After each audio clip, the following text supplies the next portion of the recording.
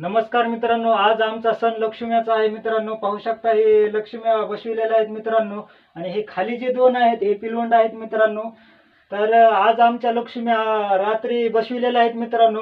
आणि आज पुरणपोळीचा नैवेद्य, अनेक प्रकारचा नैवेद्य करून संध्याकाळी जीव घालतो मित्रांनो.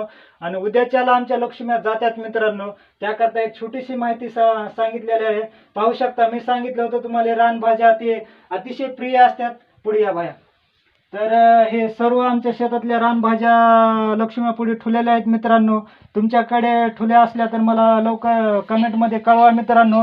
कारण तर रानभाज्या ही अतिशय प्रिय असतात मित्रांनो लक्ष्मी करता.